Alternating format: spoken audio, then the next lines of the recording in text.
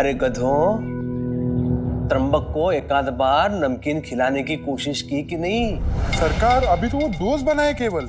सरकार, सबसे बड़ी दिक्कत यह है कि वो सारा समय द्वारकामाई में ही रहता है, बाहर आता ही नहीं है कभी। वो सब कुछ मैं जानता नहीं। उसे बाहर निकालो, कुछ भी करो, प्रलोभन दिखाओ, लेकिन उसे जल्द से जल्द नमकीन खिलाओ। हरिओम।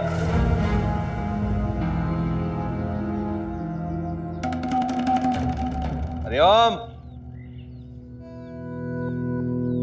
बैल कहीं के।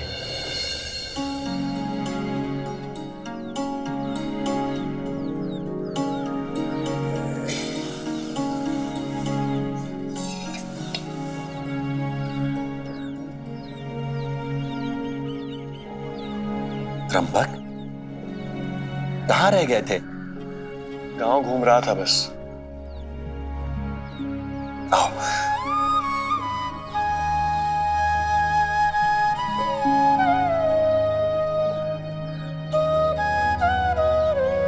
औषधि ग्रहण करो।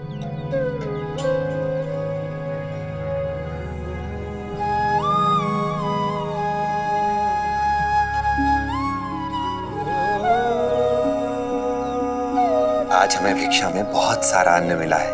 आज हम सब मिलकर भोजन बनाएंगे। भोजन बनाने में मेरी मदद करोगे?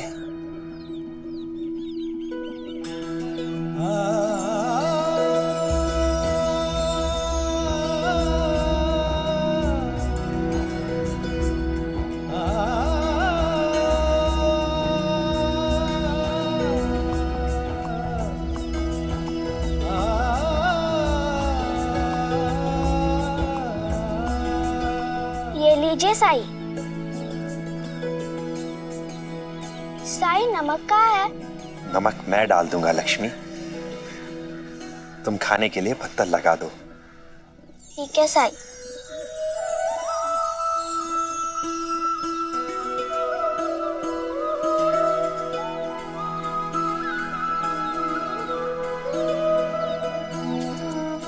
रुको त्र्यंबक,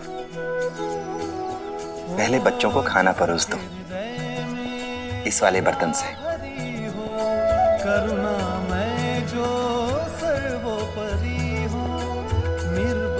अब मुझे दो।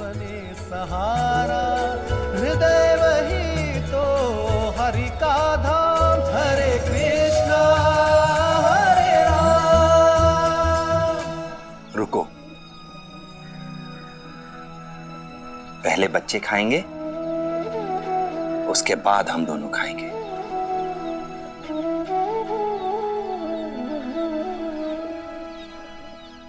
अब ये कैसा मजाक है?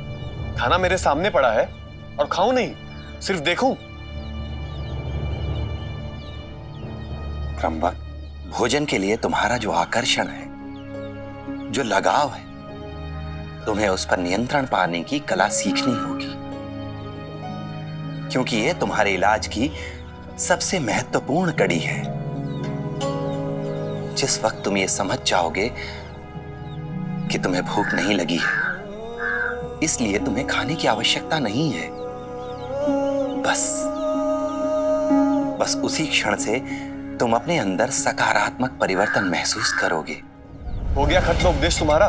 तो सुनो, मैं सिर्फ ना अपनी ताई के कहने पर ये सब काम कर रहा हूं,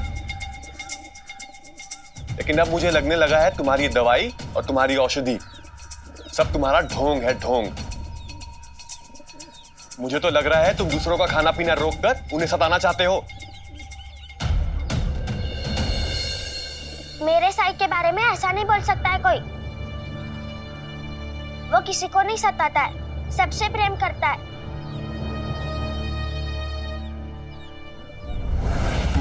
हो सकता है साईं तुमसे प्यार करते हो, इन बच्चों से प्यार करते हो, या पूरे गांव से प्यार करते हो, लेकिन मेरी जिंदगी तो नर्क बना के रखी है ना। साईं, तुम्हारी दवाई और तुम्हारा ये खाना तुम्ही को मुबारक। मैं सीढ़ी से ही जा रहा हूं। त्र्यंबक, त्र्यंबक, जाने दो उसे साई, तुम्हारे साथ खाना मैं खाऊंगी।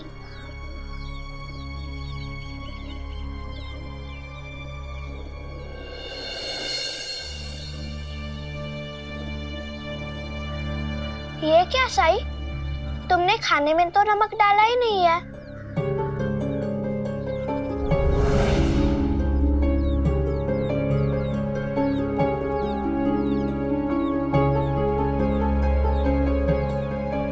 लेकिन मेरे खाने में तो है।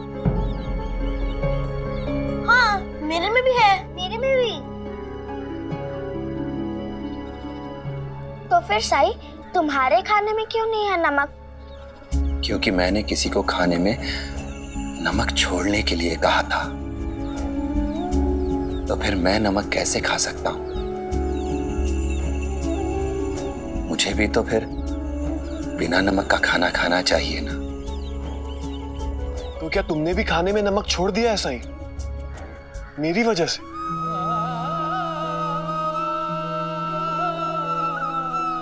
देखा, मेरा साई सबका दुख दर्द जानता है, चाहे वो इंसान हो, ताकतवर बाघ हो या नाजुक सी तितली। सबकी मदद करता है मेरा साई। तो कल वो तितली? ओम साई ओम साई ओम साई ओम साई ओम साई ओम साई ओम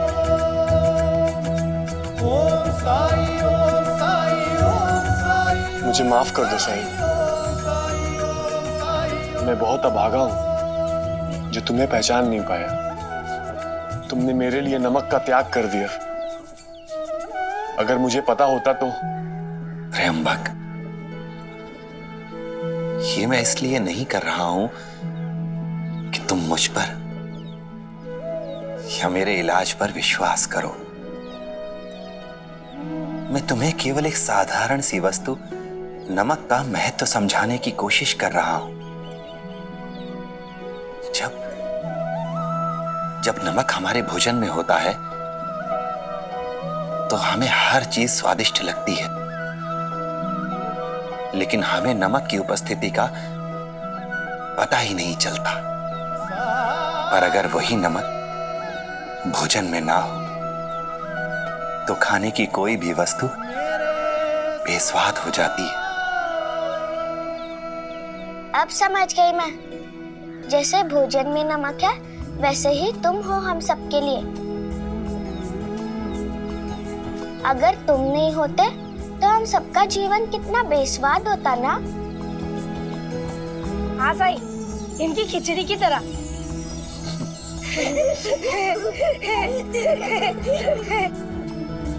मुझे माफ कर दो साईं।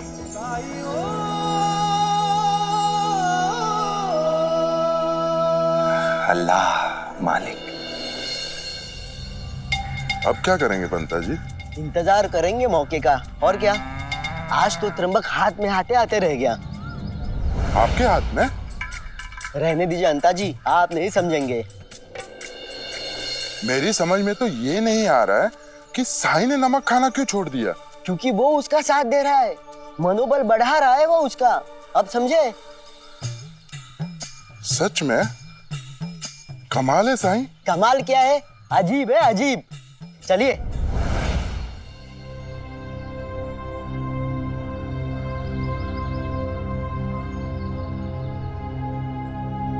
त्र्यंबक,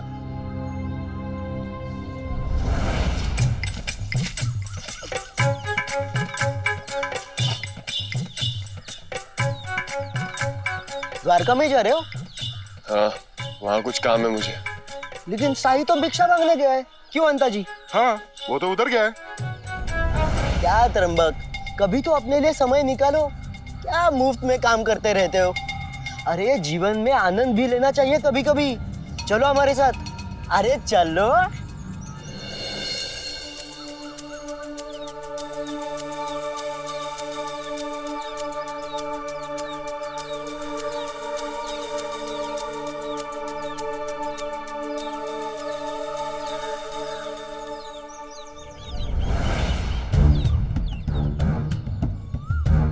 अरे बैठो दोस्त, बैठो।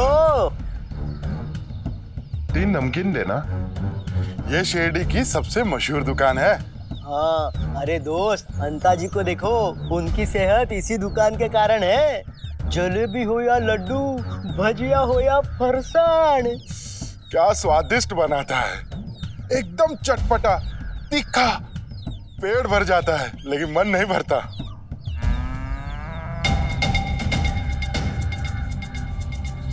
लो दोस्त, पंता जी।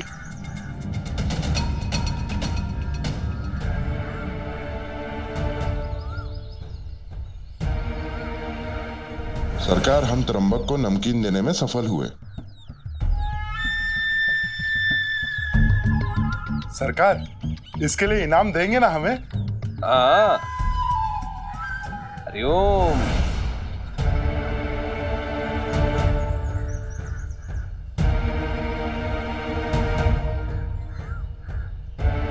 अवश्य दूंगा पुरस्कार।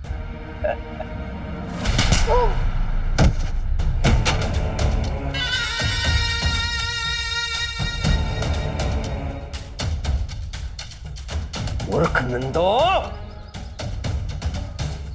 उसने नमकीन ले लिया इसका अर्थ ये नहीं है कि उसने नमकीन खा लिया। तुम दोनों को उसके पीछे पीछे जाकर आश्वस्त होना चाहिए था कि उसने नमकीन खाया है कि नहीं।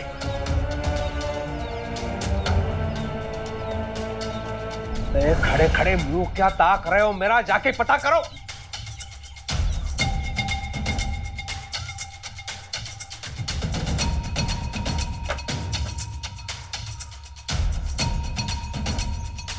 हरिओम हरिओम। बाइजा अक्का,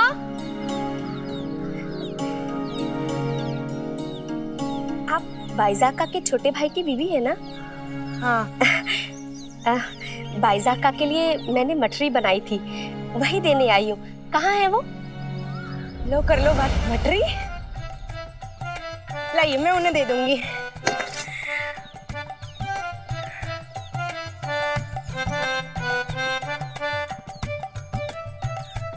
रिहाना, कैसी हो? और सलीम कैसा है? वो बच्चे हैं।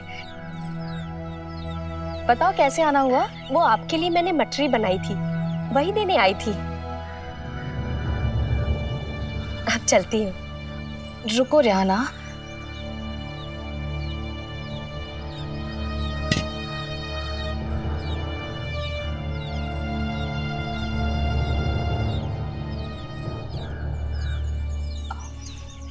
माफ करना रिहाना, हम में से कोई भी मठरी नहीं खा पाएगा।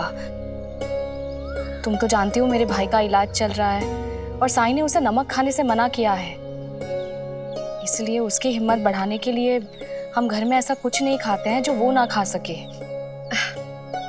कोई बात नहीं बाइजा अक्का, ऐसा परिवार तो नसीब वालों को मिलता है। एक के परहेज के लिए सब परहेज कर रहे हैं। लेकिन त्रंबक के ठीक होते ही मैं मठरी जरूर खाऊंगी और तुम लेकर आना मेरे लिए। हाँ, मैं बनाऊंगी ना आपके लिए। ठीक है, अभी चलती हूँ।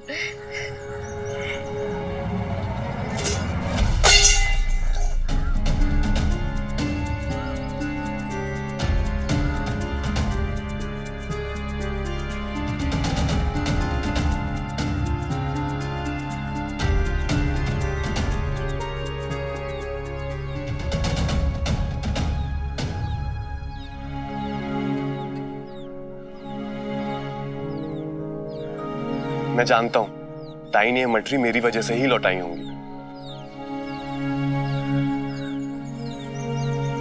आप ये रख लीजिए, लीजिए। वैसे भी मैं खा नहीं सकता, मुझे किसी ने दिया था।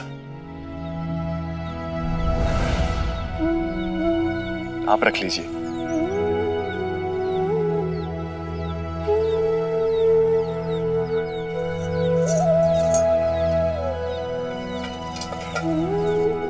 ठीक है, चलती हूँ मैं।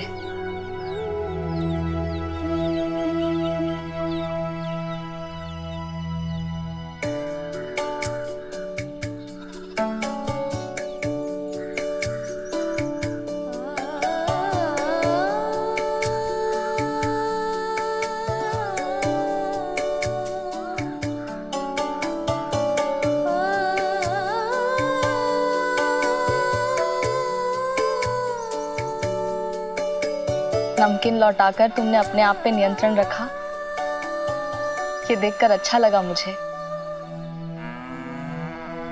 मैं कैसे खा लेता ताई? मेरे कारण आप सब लोग सादा खाना खा रहे हैं। यहाँ आपने नमक खाना छोड़ दिया है और वहां साई ने नमक खाना छोड़ दिया है।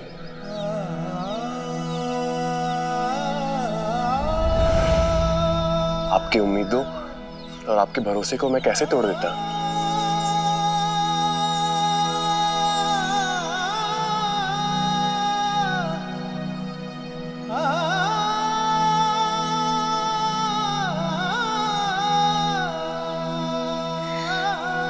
देखा गुणवंता,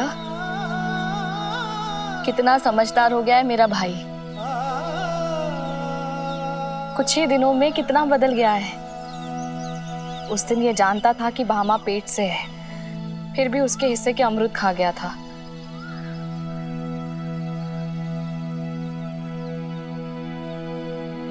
एक वो दिन था और एक आज का दिन है।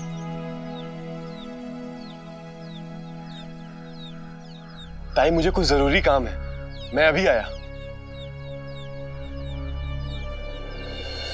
अब क्या होगा पंता जी? कुछ बड़ा सोचना होगा अंता जी। सोचने का काम तो आपका है ना पंता जी, इसमें तो मैं कमजोर हूँ। खाना देखते ही त्रंबक खाने के लिए मजबूर होता था, वो तो साई ने छुड़वा दिया। लेकिन इंसान की एक नहीं कई कमजोरियां होती हैं, वैसे इसकी भी होगी। और अगर हमें वो पता चल जाए तो हम त्रंबक को और भी काबू में कर सकेंगे। क्या योजना है पंता जी?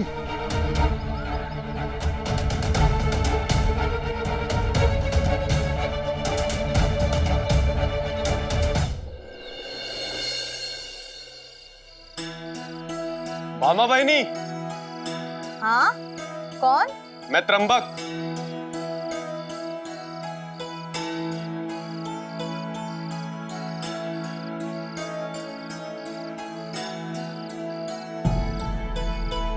ये अमरूद।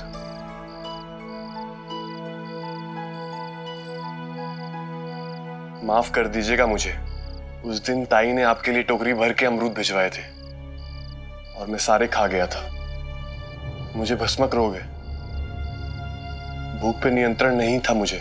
अब सीख रहा हूं और अपनी गलती सुधारना चाहता हूं। इसलिए आपको अमरूद देने थे और गांव के किसी पेड़ पे अमरूद थे ही नहीं, तो मैं हाट जाकर ले आया। धन्यवाद। साई से इलाज करा रहे हो? जी। तभी तुम्हें किसी भी पेड़ पर अमरूद नहीं मिले तो तुम हाट से खरीद के लेकर आए। साई का असर कुछ ऐसा ही होता है। सच कहा आपने, कुछ तो बात है उनमें।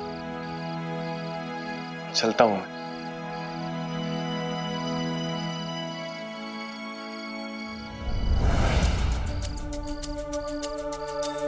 इसको तो साई ने पूरी तरह बदल दिया है। ये तो खाने का सामान बांट रहा है। परसों पूर्णिमा है और उस दिन उसका इलाज पूरा हो जाएगा। उसके बाद त्रंबक साई का गुणगान करते फिरेगा और कुलकर्णी सरकार हमारा क्या करेंगे?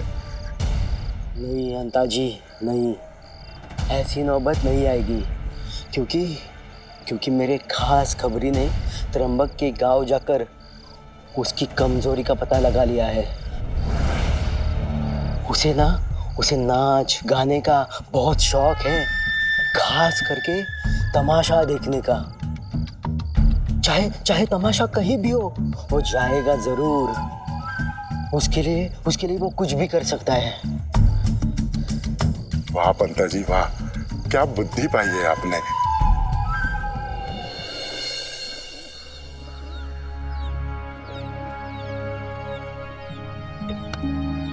मैंने सारा काम कर दिया साईं, क्या मैं अब जाऊं? हाँ, जाओ। 2 दिन में तुम्हारा इलाज पूरा हो जाएगा। अभी तक तुमने बड़ी अच्छी तरह निभाया है, इसलिए तुम में आया परिवर्तन सब लोगों को दिखाई दे रहा है। मैं भी बहुत खुश हूं साईं, मैंने अपनी ताई का सर झुकने नहीं दिया। अच्छा, चलता हूं। राम जी भला करे।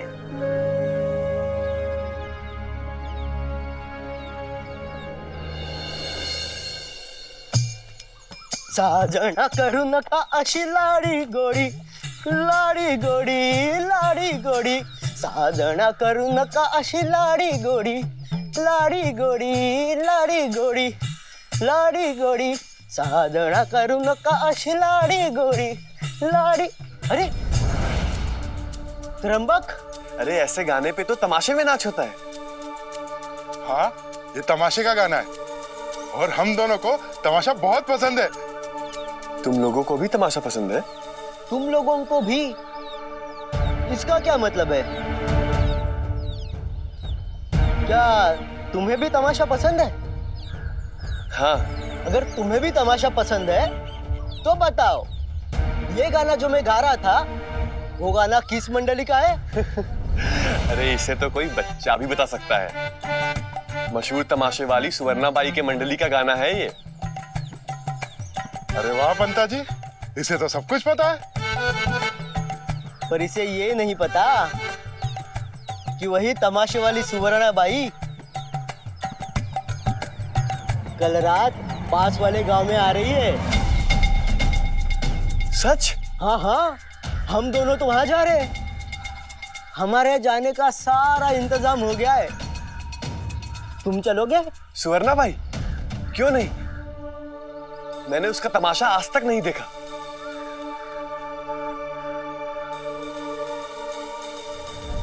नहीं, मैं नहीं आ पाऊंगा। मेरे इलाज के लिए काफी सारे नियमों का पालन करना पड़ रहा है मुझे। सुबह से शाम द्वारका माई में रहना जरूरी है मेरा। मेरे इलाज में कोई बाधा ना आए। अरे त्र्यंबक रुको, अरे रुको रुको रुको भी।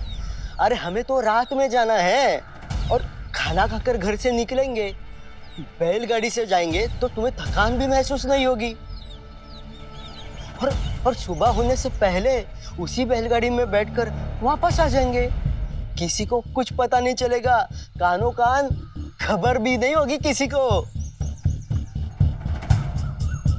तो चलोगे ना दोस्त?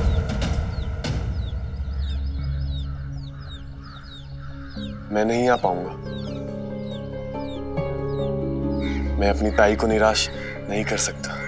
उन्होंने मेरे इलाज के लिए मेरे लिए काफी कष्ट सहे हैं। मैं नहीं आ पाऊंगा।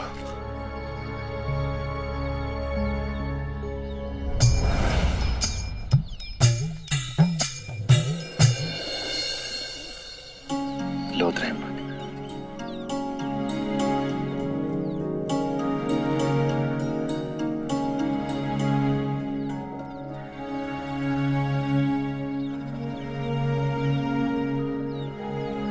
कल पूर्णमासी है,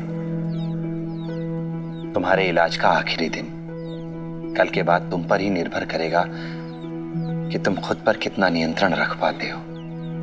मेरे विचार से तो मैं पहले ही ठीक हो चुका हूं। मेरे खाने की लत भी छूट गई है। संतुलित खाना खाता हूं, दिन भर काम करता हूं और कोई आलस नहीं, और रात को ही केवल सोता हूं। ये तो बहुत अच्छी बात है त्र्यंबक। ये सब आपकी कृपा है साईं। आपने इतने कम समय में मुझे ठीक कर दिया। ये किसी चमत्कार से कम नहीं है मेरे लिए।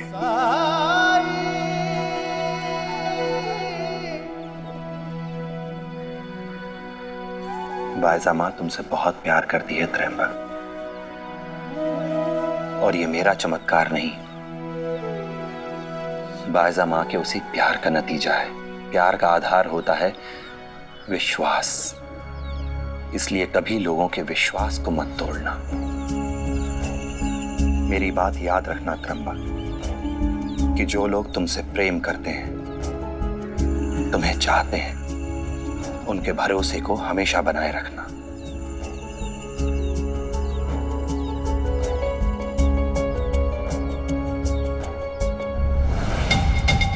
आज की रात ही कुछ ना कुछ करना होगा। हमारे लिए ये आखिरी मौका है।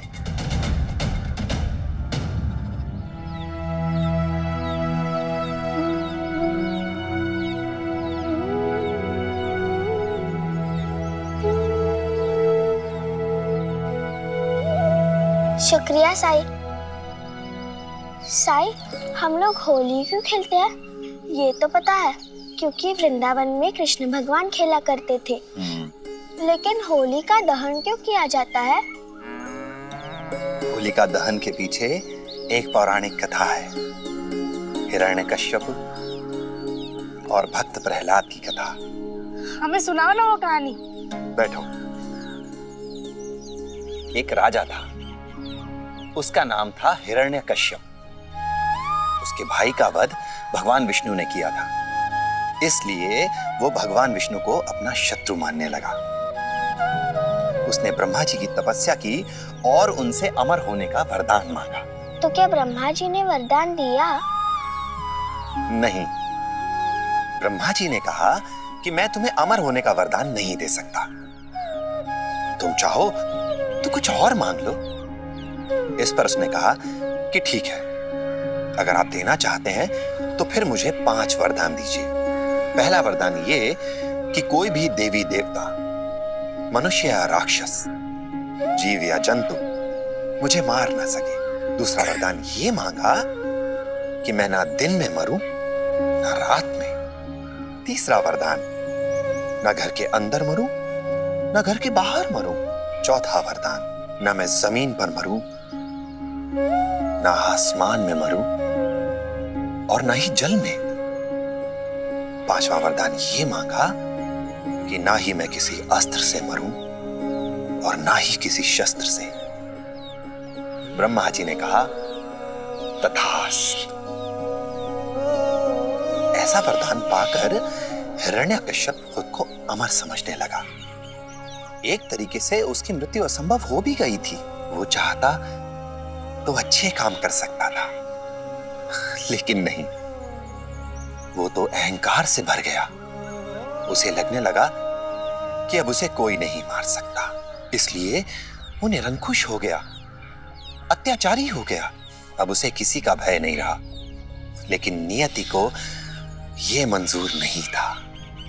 उसके घर उसकी चौथी संतान ने जन्म लिया, जिसका नाम था प्रहलाद। और प्रहलाद भगवान विष्णु का भक्त था।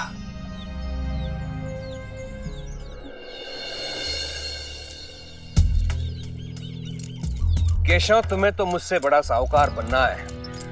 शिरडी की संपत्ति तो तुमने देख ली, अब हम शिरडी के बाहर जा रहे हैं, वहां के खेत, वहां की संपत्ति देखने के लिए। हरिओम। हिरण्यकश्यप को यह बिल्कुल अच्छा नहीं लगा कि उसका पुत्र उसके शत्रु विष्णु का भक्त हो। उसने प्रहलाद को आदेश दिया कि विष्णु की नहीं, तुम मेरी पूजा करो। प्रहलाद के ना मानने पर हिरण्यकश्यप अपने पुत्र प्रहलाद की जान लेने पर उतारू हो गया।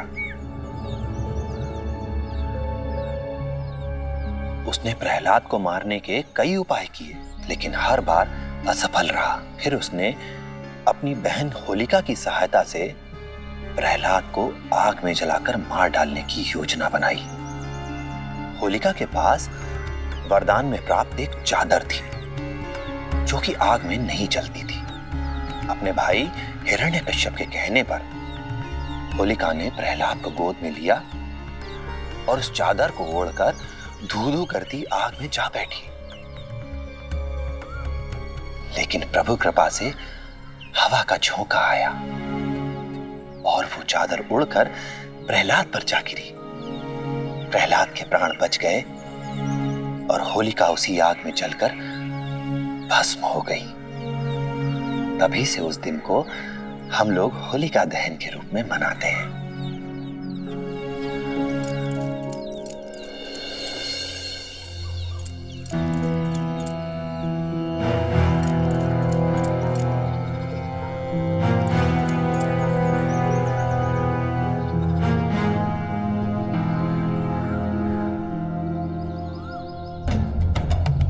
हरिओम। हरिओम। तुम्हें रुकने के लिए यही जगह मिली थी। थोड़ी देर पानी नहीं पिएगा तो मर नहीं जाएगा।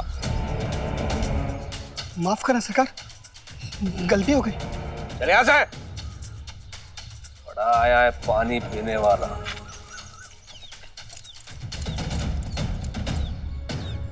देखा साई तुमने, बेचारा केशव कैद होकर रह रहा है।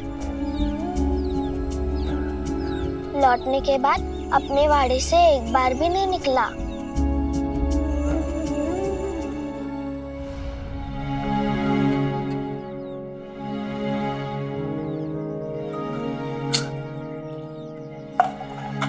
इधर आओ, आराम से बैठो। ठीक है।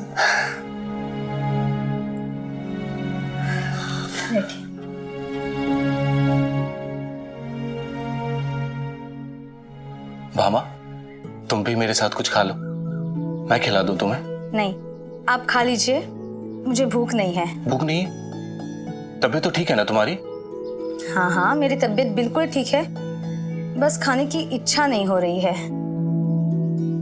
भामा, तुम्हें कोई भी परेशानी हो, कुछ भी इच्छा हो, मुझे जरूर बताना। माँ की भूमिका कितनी महत्वपूर्ण होती है, 9 महीने की तपस्या हो जैसे। मैं तुम्हारी तकलीफों को, तुम्हारी कठिनाइयों को बांट तो नहीं सकता, लेकिन कम से कम तुम्हारी इच्छाओं को पूरी करने की कोशिश जरूर करूंगा। पक्का? मैं जो कहूंगी वो आप करोगे? हाँ, वादा करता हूं। बहुत दिनों से इच्छा थी कि पंढरपुर दर्शन के लिए जाऊं, विट्ठल रुक्मिणी के दर्शन करूं। ऐसा लगता है जैसे पांडुरंग मुझे बुला रहा है। अपनी होने वाली संतान को उनका आशीर्वाद दिलवाना चाहती हूँ। हाँ, लेकिन भामा, तुम इस अवस्था में यात्रा कैसे करोगी? ऐसे वादे का क्या मतलब जिसे पूरा ही ना करना हो?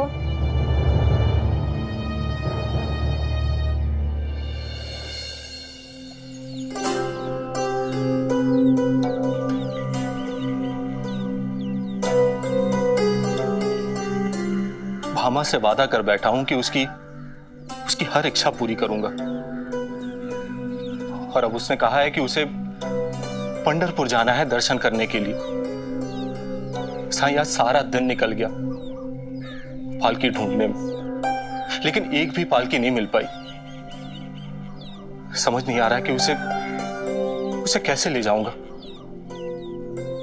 और दाई माँ का कहना है कि उसे ऐसी हालत में पालकी में ले जाना भी ठीक नहीं रहेगा।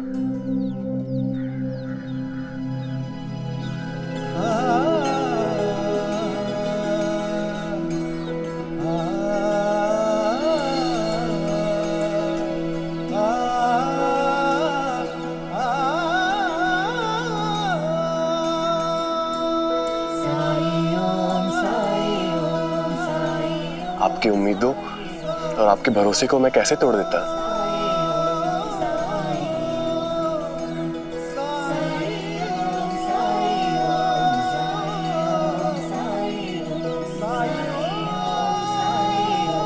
वादा कर दिया है तो निभाना भी होगा। जैसे मैंने अपना वादा निभाया। साईं के कहने पर नमक या नमकीन नहीं खाया मैंने, है ना साईं? हाँ, याद रखना, केवल कल का दिन बाकी है। कल फागुन पूर्णिमा है, तुम्हारे इलाज का अंतिम दिन। उसके बाद तुम पूरी तरह से ठीक हो जाओगे। जब इतने दिन संकल्प रखा तो अंतिम दिन भी निकल जाएगा। इतना विश्वास है मुझे खुद पर। चलता हूं साईं।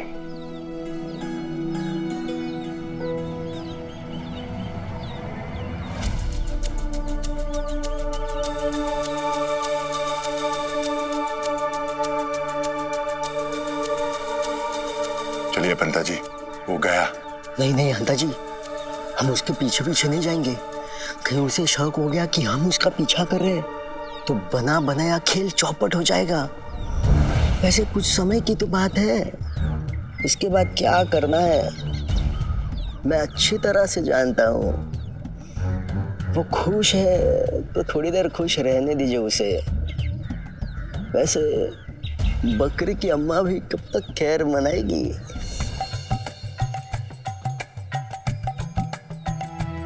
कल पूर्णिमा है, त्र्यंबक के इलाज का आखिरी दिन। उसके बाद मेरा भाई ये सब खा पाएगा।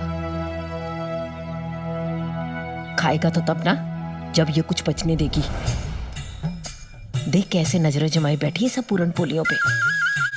इलाज तो इसका करवाना चाहिए सबसे पहले। आई सुन लेगी तो बुरा मान जाएगी। लो कर लो बात। इतनी सारी पूरन पोड़ी, जब मिठाई खिलाना था तो और मिठाइयाँ बना लेते। आओ त्र्यंबक, देखो तुम्हारे लिए पूरन पोड़ियां बना रही हूं मैं। कल साईं से दवाई लेने के बाद तुम ये सब खा सकते हो। होली का दिन फीका नहीं जाएगा। ताई,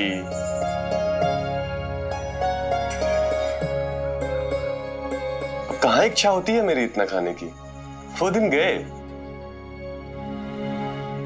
मेरे कारण आप लोगों को बहुत परेशानी हुई है ना। सबको बहुत सताया है मैंने। हाँ, बहुत सताया है तुमने।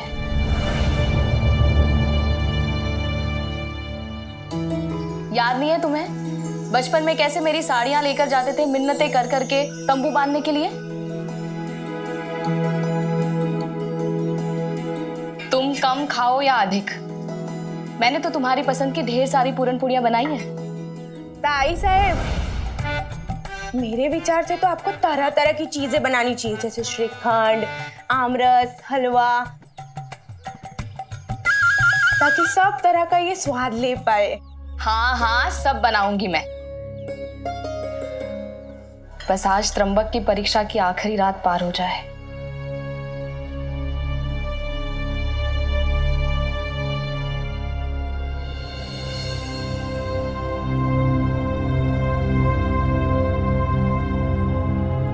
साईं,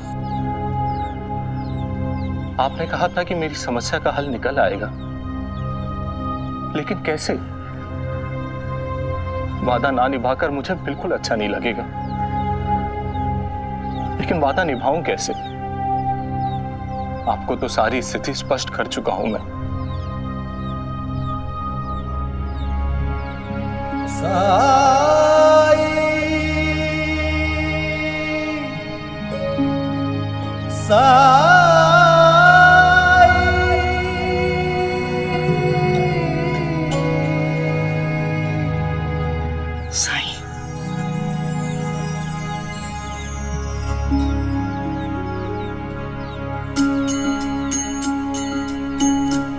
प्रणाम साई। पहचाना मुझे? आपने मेरे भटके हुए बेटे को राह दिखाई थी। तुम्हारा भाई अब कैसा है? वो भी सुधर गया साई। आपकी बातों का असर हुआ है उस पर। अब तो वो मेरे काम में हाथ भी बटाने लगा है और खेतीबाड़ी भी करता है। उसी की वजह से तो मैं पंढरपुर की यात्रा कर पाया। साई, मैं पंढरपुर से आपके लिए कुछ लेके आया हूँ।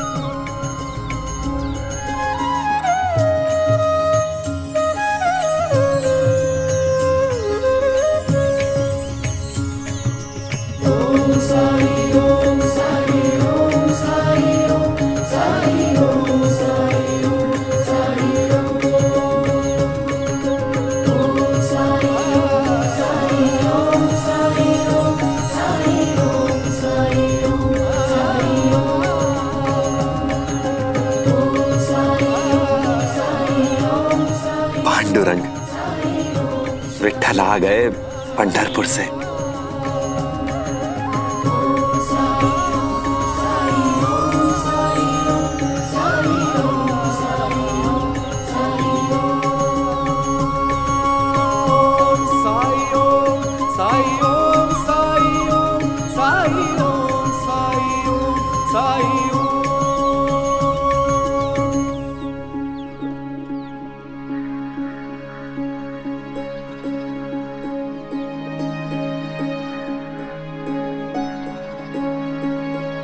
माधव, इन्हें अपने घर में स्थान दो।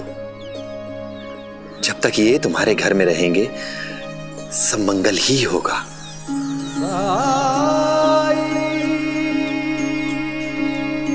जब जीवन में दुख का अंधियारा छाए, मन में सदा श्रद्धा की ज्योत जलाए, विश्वास मन का तुझको पार लगाए, भक्ति भावना श्रद्धा से जो शीश झुकाए। ओम साई ओम साई ओम साई ओम साई ओम साई ओम साई ओम।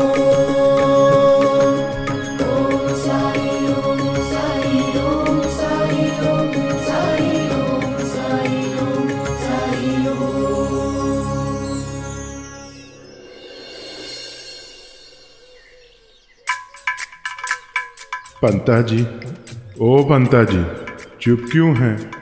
बोलेंगे नहीं तो हमेशा के लिए चुप हो जाएंगे, आप भी और मैं भी।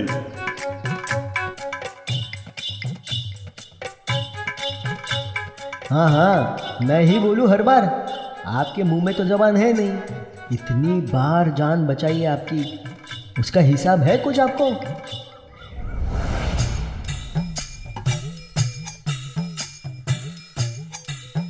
सरकार, सरकार, एक योजना है मेरे पास, आपकी सौगंध। आज रात के लिए अचूक योजना है।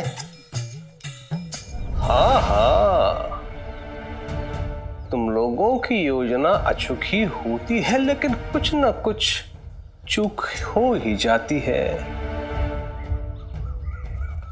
लेकिन आज मैं तुम लोगों को दिखाऊंगा अचूक क्या होता है। हरिओम।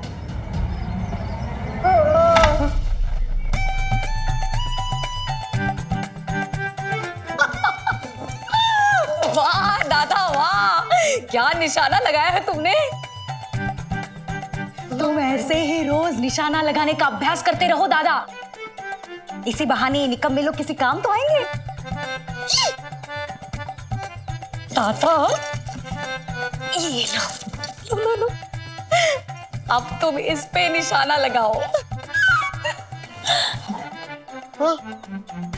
नहीं नहीं नहीं नहीं सरकार, नहीं नहीं सरकार, नहीं नहीं। अब देखते हैं तुम कैसे निशाना साधते हो। रुको रुको, मैं उतरती हूँ। लगाओ दादा, निशाना लगाओ।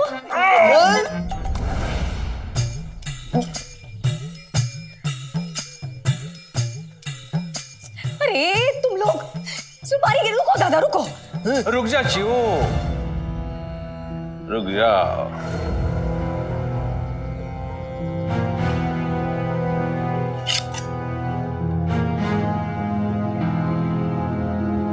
आज रात तक का समय देता हूं तुम लोगों को। यदि कल सुबह तक सफलता का समाचार मुझे नहीं दिया तो निशाना वही लगाऊंगा जहां सुपारी पड़ी है। हरिओम।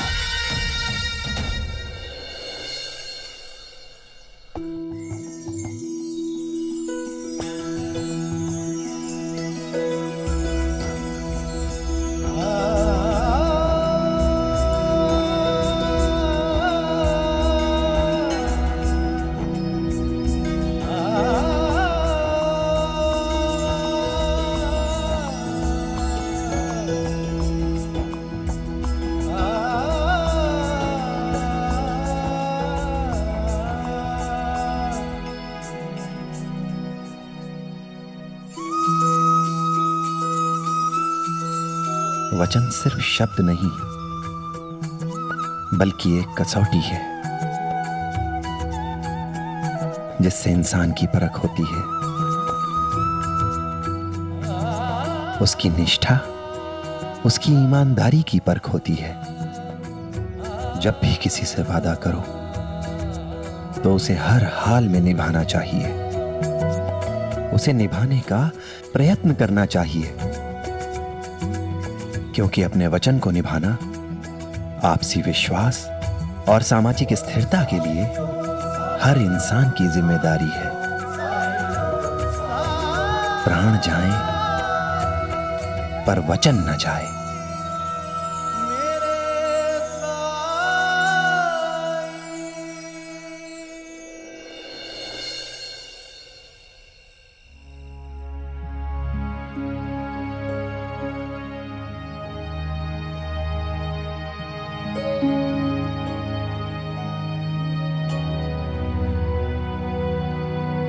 खाना तो खाया नहीं होगा तुमने। माँ से क्या छुपा है? हाँ सब जानती हूँ मैं, तभी तो आई हूँ। ये देखो पूरन पूरी लाई हूँ मैं तुम्हारे लिए।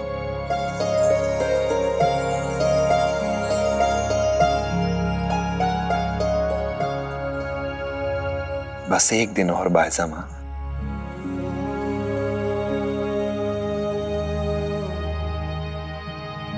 उसके बाद ही मैं इसे ले सकता हूँ।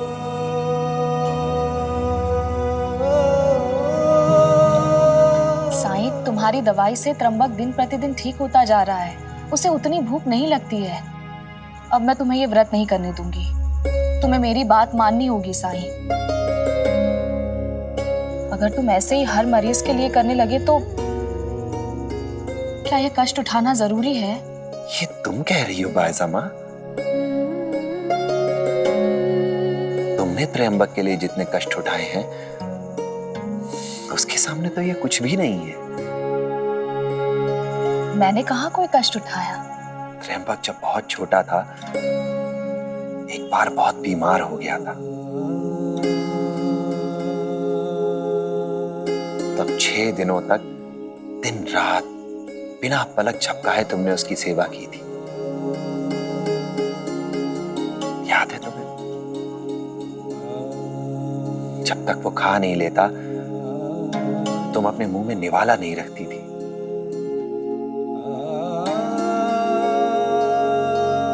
तुम्हारी सेवा के सामने मेरा त्याग तो कुछ भी नहीं है भाईसा माँ। और तुम तो अभी भी परहेज कर रही हो। जो जो उसे पसंद है नहीं खाती हो तुम भी। और अगर वो तुम्हारा भाई है तो उस नाते मेरा भी तो संबंध है उससे। जब परिवार में कोई दुख में हो, दर्द में हो, तो हमें उसका दुख दर्द बांटना ही चाहिए। ठीक है, तुमसे बातों में कोई नहीं जीत सकता। कल आऊंगी मैं, तब तो खाओगे ना? देखिए आप साक्षी हैं। हाँ, अरे तुम दोनों माँ बेटे के बीच की कथा में मुझे नहीं पढ़ना।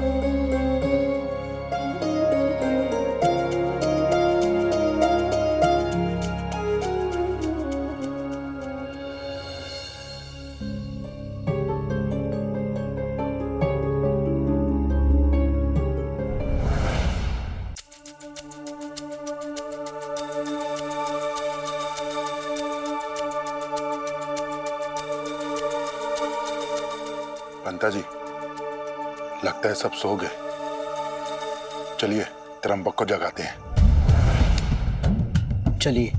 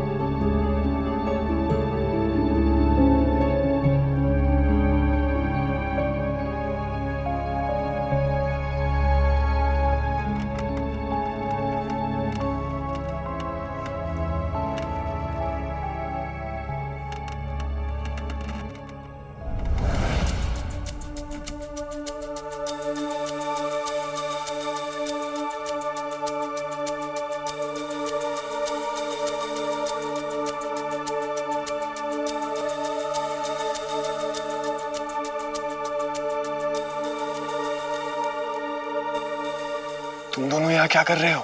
वो देखो बैलगाड़ी है वहां। हम दोनों तो सुवर्णा बाई का तमाशा देखने जा रहे हैं। सोचा एक बार तुमसे पूछ ले। नहीं नहीं, जब तक मेरा इलाज नहीं हो पाता मैं नहीं आ पाऊंगा। इलाज तो पूर्णिमा की रात को समाप्त होने वाला था ना। रात हो तो गई।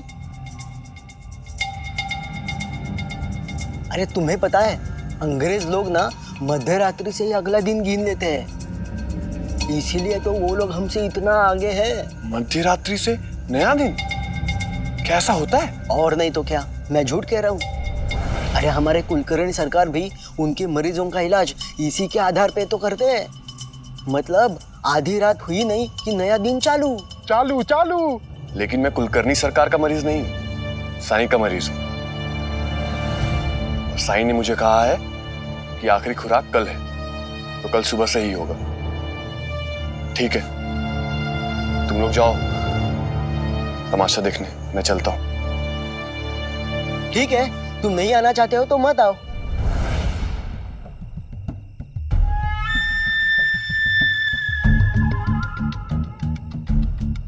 तुम केवल इस डर से आ नहीं रहे हो ना कि तुम वहां आकर कुछ खावा ना लो, है ना? और तुम अभी ठीक हो ना?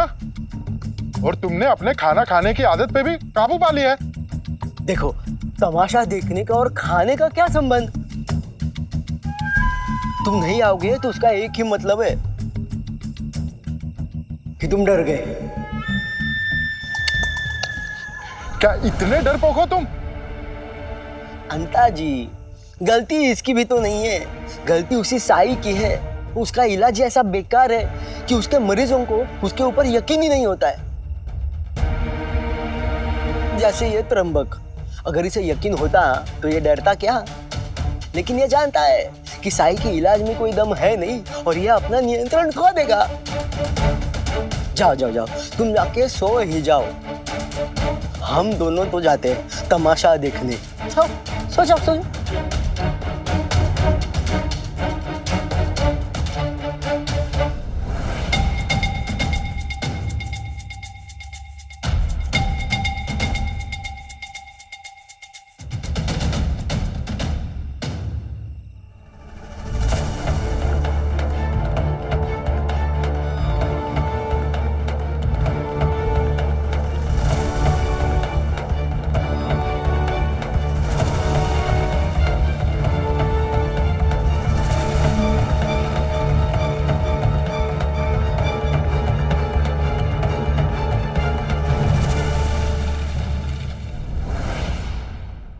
ऐसे और भी मज़ेदार वीडियो के लिए हमारे चैनल को लाइक, शेयर और सब्सक्राइब करें।